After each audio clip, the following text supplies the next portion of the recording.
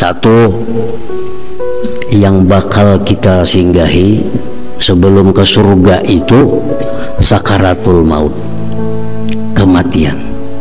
Kalau kita kada mati, kada bakal ke surga. Bila mati ini kita persiapannya kada bagus, kada bakal sampai ke surga. Sakaratul maut merupakan sesuatu yang pasti dilalui oleh setiap manusia yang ingin ke surga. Nah, kita hitung, kalau aku kena sakaratul maut, apa bekal yang aku siapkan di masa sakaratul maut itu? Apa kira-kira bekal kita sagan sakaratul maut? Walaupun kita punya bekal banyak, cuma kalau persiapannya kada bujur, itu kesusahan kita, kesulitan. Bisa duit banyak, cuma anaknya dalam tas, di bawah bagasi, kada kalau ambil kita. Di pesawat tuh pesawat duit sering banyak kan, dibuat dalam kupur, di bagasi. Datang pegawai pesawat menawari barang apa lawan kita, kawan nukar kita, kada kawan duitnya di bagasi, banyak kayak besango. Kenapa andaknya kada pas? Nah, bekal akhirat pun demikian. Yang diajarkan oleh Allah dan Rasul, ada amalia-amalia khusus yang disiapkan untuk tempat-tempat itu. Pertama yang kita mesti lalui itu adalah sakaratul maut.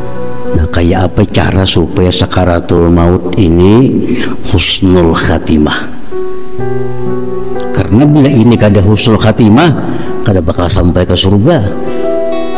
Kalaupun sampai ke bisa macam-macam yang dilalui, susah payah. Nah, jadi kita hitung sejak dini sanggup untuk sakaratul maut supaya husnul khatimah.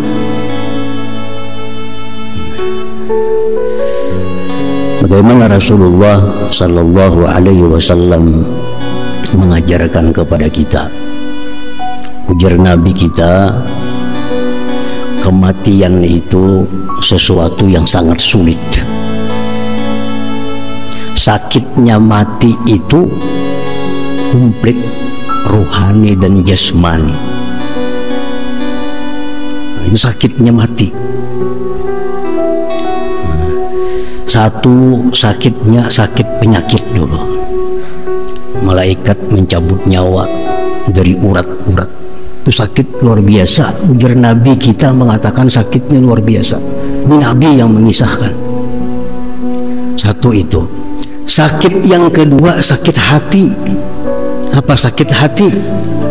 Meninggalkan anak, meninggalkan laki, meninggalkan bini, meninggalkan kabun, bagi nambisi kabun, meninggalkan mobil, bakal bisa membisi mobil, meninggalkan gedung, nambisi gedung. Sakitnya hati luar biasa. Kalau kita berisi gedung, gedung kita hilang sebuah, sakitlah hati, sakit. Mati pang, semuaan ditinggalkan. Bayangkan sakitnya hati orang hendak mati itu. Apalagi rumahku negananya, kenapa aku mati, biniku kawin ke lain. Mah sakit bana hati mikirkan itu. Mana sudah penyakit di awak, tambah sakit hati, bakal meninggalkan orang-orang yang dicintai, meninggalkan hal-hal yang dicintai. Jadi sakitnya mati itu komplit sakitnya.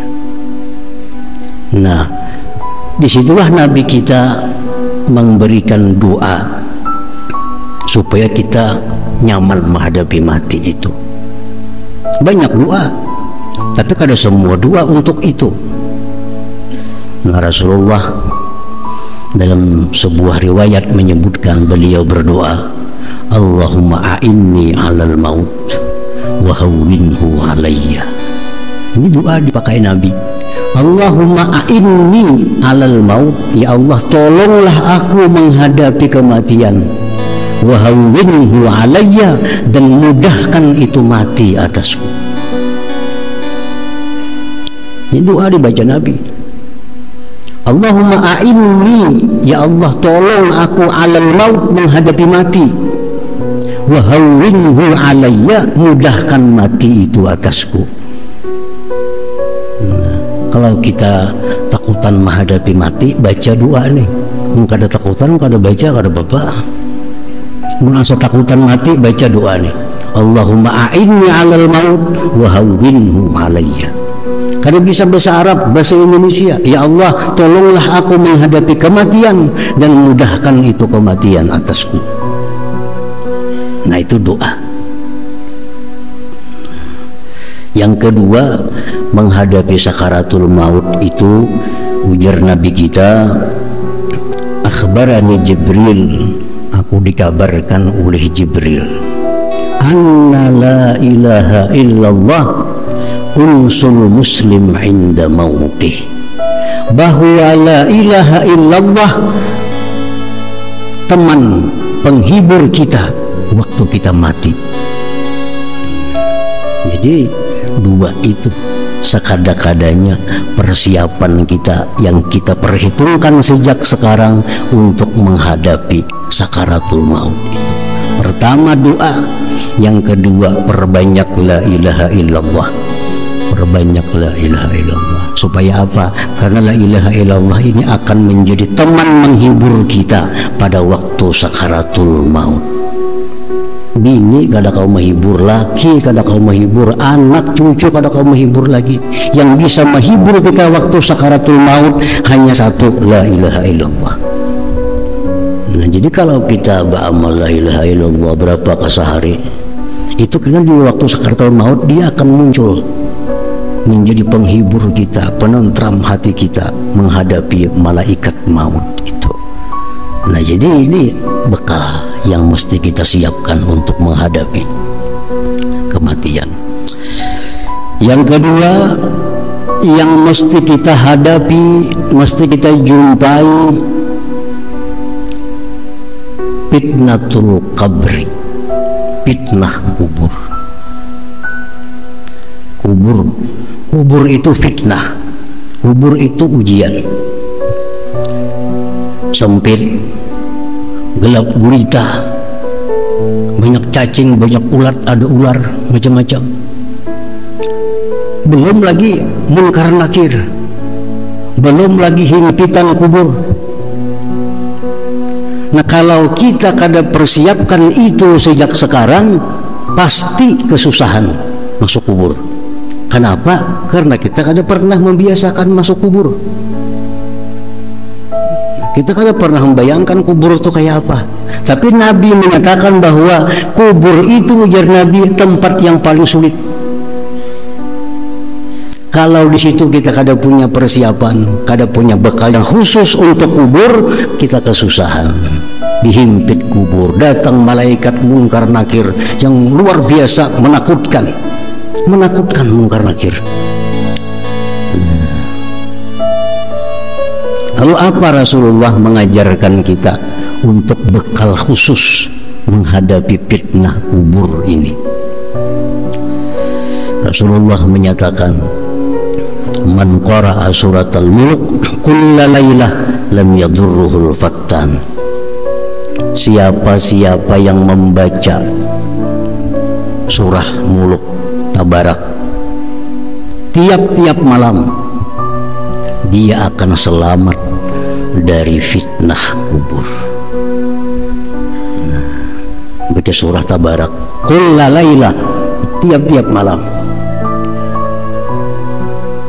baca itu, maka kubur kita akan luas, kubur akan terang, munkar nakir akan bisa kita jawab, himpitan kubur akan dicegah oleh surah muluk itu. Jadi orang-orang bahari mengamalkan tabarak itu persiapan untuk alam kubur, persiapan alam kubur. Yang mana surah-surah lain di Al-Quran fungsinya tidak demikian.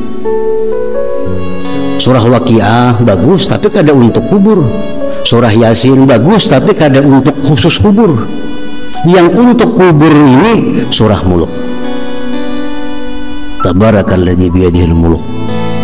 Itu tiap-tiap malam kita siapkan juga bekal itu. Nah, yang kedua, Nabi mengatakan, menganjurkan untuk menghadapi kubur itu doa berlindung dengan Allah. Allahumma inni a'udzubika min azabil qabri wa min azabin nar wa min fitnatil mahya wal mamat wa min fitnatil masihid dajjal. Doa di tasyahud akhir biasa. Nah itu doa supaya kita selamat dari azab kubur, karena kubur pasti kita lalui, pasti kita masuki. Kalau kada ada persiapan kita akan susah. Kemudian yang ketiga yang kita akan hadapi, al-muksu fil qabri. Kita di kubur tuh diam. Berapa lawas kita diam di kubur? Ila yaumil qiyamah, sampai hari kiamat. Bisa ribuan tahun kita di kubur. Nah, ribuan tahun di kubur, kalau kada bekal kita bisa membayangkan. Jangankan 1000 tahun kita kada ada bekal, seminggu aja kita kada ada bekal. Nah ini dalam kubur sekian tahun kita, apa sanggup kita? Itu mesti diihsa, mesti dihitung. Kalau kita beriman dengan nama Allah Al-Muhsi, sembahyang kada kawal lagi di kubur, puasa kada kawal lagi di kubur, amaliah kita di kubur putus. Nah Rasulullah mengajarkan, iza mata ibnu Adam in kata amaluhu illa min salas. Jadi Nabi bila mati manusia putus sudah amal, kan bisa berbuat apa-apa lagi. Kita dalam kubur membaca la ilaha illallah, kan jadi pahala lagi. Dalam kubur membaca salawat, kan jadi pahala lagi. Karena bukan zamannya taklif di kubur itu, bukan zamannya kita dibebani untuk sesuatu. Nah jadi dalam kubur itu putus sudah amal, kada bisa apa-apa kecuali 3 hal. Nah 3 hal nang kada putus terus mengalir ke dalam kubur, walaupun kita sudah meninggal terus datang dalam kubur. Sedekatin jariyah, sedekah jariyah.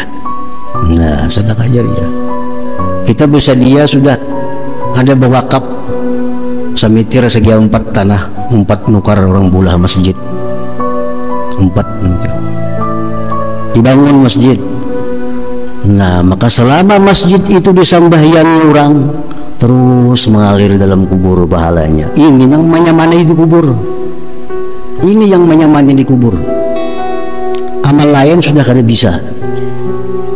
Ada tinggal sedekah jariyah, aw ilmin yuntafa'u bihi, atau ada ilmu yang kita ajarkan yang diamalkan orang. Imam Bukhari mengumpul hadis, mengarang kitab hadis. Imam Bukhari 1000 tahun lebih yang lalu dibaca orang kitab Bukhari sampai hari ini, sampai pahalanya mengalir lawan sijin. Terang kubur sijin, luas kubur. Kenapa? Setiap kali orang baca kitab Bukhari sampai pahala. Itu ilmu yang dimanfaatkan dengannya. Imam Ghazali mengarang kitab Ihya tahun 500-an Hijriah, para ribuan tahun sudah dibaca kitab Ihya sampai pahala Imam Ghazali. Tarang kubur sijin, lapang kubur. Kenapa? Karena ada ilmu yang dimanfaatkan dengannya. Yang ketiga, waladin salih yad'ulah, anak salih yang mendoakan. Abahnya dalam kubur, anaknya yang berdoa, ya Allah ampuni dosa abah mama, ya Allah rahmati kubur abah mama, lapangkan. Karena ini anak saleh, doanya diijabah Allah, ngangkui tentarang kuburnya, lapang kuburnya. Nah kalau kita bersiap-siap untuk dalam kubur, antara 3 nih, baik ketiga-tiganya bagus lagi. Ada sedekah jariyah, ada ilmu yang dipakai orang, ada anak saleh yang mendoakan kita. Maka selama itu jalan, dalam kubur pun dapat nikmat, dapat rahmat dari Allah Subhanahu wa ta'ala.